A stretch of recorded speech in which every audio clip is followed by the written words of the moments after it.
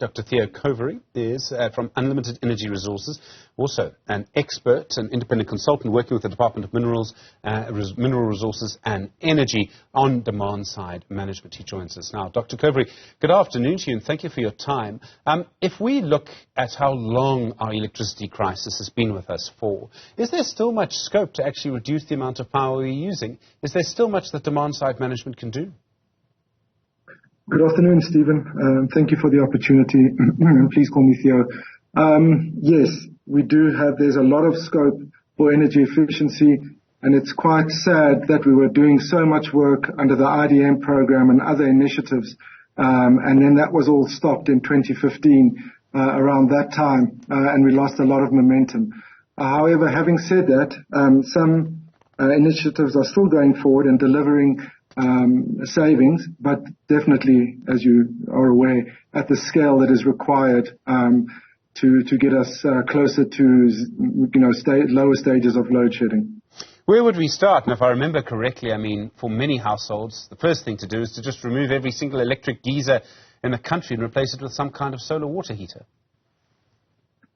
Well, that's a start, but we need a more coordinated approach. Certainly, energy efficiency, and I use the word energy efficiency rather than demand-side management.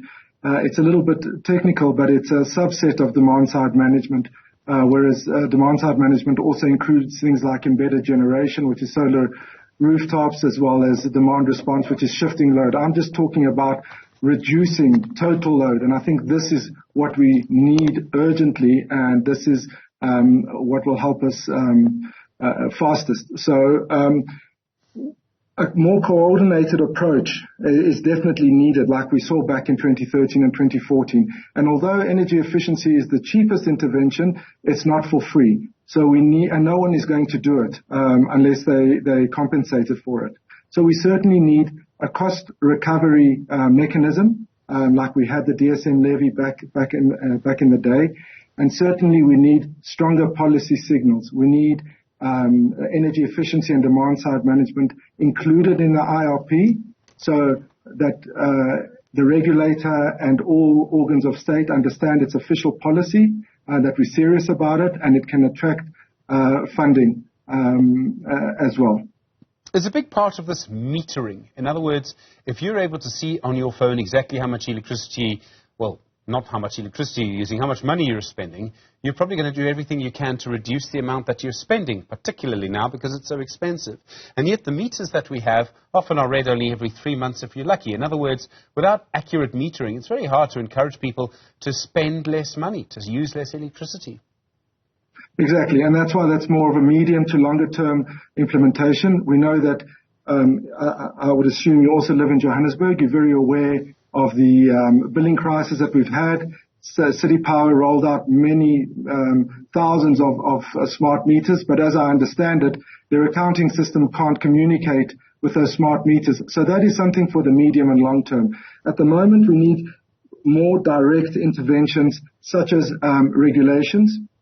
We've got a few, and we're very, very hopeful that the minister in charge, Minister Patel, will sign the regulations to remove inefficient light bulbs, to strengthen the performance of existing equipment. So when you're buying a new refrigerator or laundry, it's more efficient. All of these things add up, and they don't cost the country significant large amounts of money. So there's some immediate steps that we can take that will provide relief.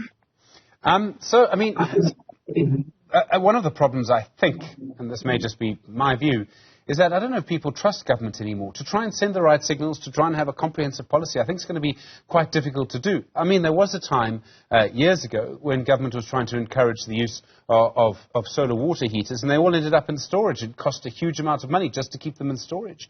I think when it comes to electricity, I'm afraid to say this, and I'm sorry to say this, but I think that people don't trust government. So, I don't know, government can wag fingers, but unless it's made cheaper for people, I don't know if they'll do whatever government wants. Yeah, exactly. I agree with you. And there's fatigue.